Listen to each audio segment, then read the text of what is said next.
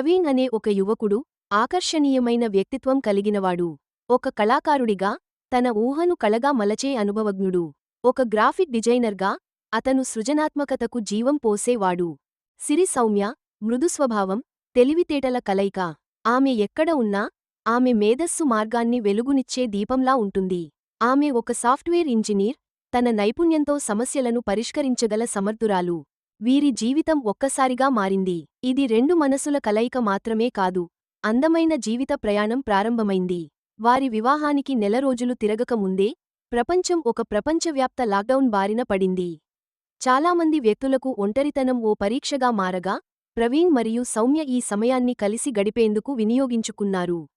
ఇద్దరూ work from home చేస్తూ ఆ నెలలను నవ్వులు, లోతైన సంభాషణలు, పరస్పర అండగా నిలబడే మధుర క్షణాలుగా మలచుకున్నారు. వారి మొదటి వివాహ వార్షికోత్సవాన్ని జరుపుకోవడానికి గోవా వెళ్లారు.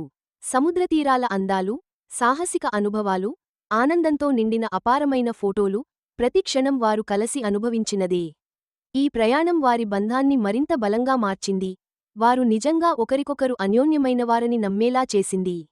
ఒక స్థిరమైన భవిష్యత్తు కోసం వారు తమ సొంత ఇంటిని నిర్మించుకునే ప్రయాణాన్ని మొదలుపెట్టారు. ప్రతి చిన్న వివరణ, రూపకల్పన నుండి నిర్మాణం వరకు వారి కలలను ప్రతిబింబించింది. కష్టతరమైన నిర్మాణ ప్రక్రియకు ముందు కొంతకాలం విరామంగా వారు కేరళ విహారయాత్రకు వెళ్లారు. నిశ్శబ్దమైన వెనిసలు, పచ్చని ఛాయలతో నిండిన తేయాకు తోటలు, హౌస్బోట్లో గడిపిన మధుర క్షణాలు వీరి బంధానికి మరింత శోభను తెచ్చాయి. కొన్ని నెలల కృషి తర్వాత వారి కలలిల్లు పూర్తయింది. అదే సమయంలో మరో మధుర సంఘటన జరిగింది. వారు తమ తొలి బిడ్డ కోసం ఎదురు చూస్తున్నారని తెలుసుకున్నారు.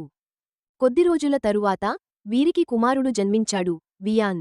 అతని చిరునవ్వులు, ముద్దుగా చెప్పే మాటలు, చిన్న చిన్న అడుగులు ప్రతి క్షణం ఇంట్లో ఆనందాన్ని నింపాయి.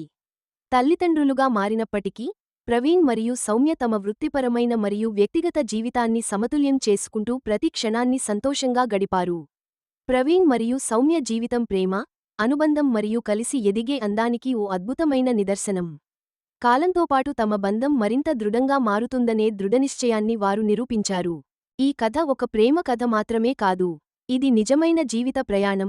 ఇద్దరూ కలిసుండటమే నిజమైన బంధమని రుజువు చేసే కథ.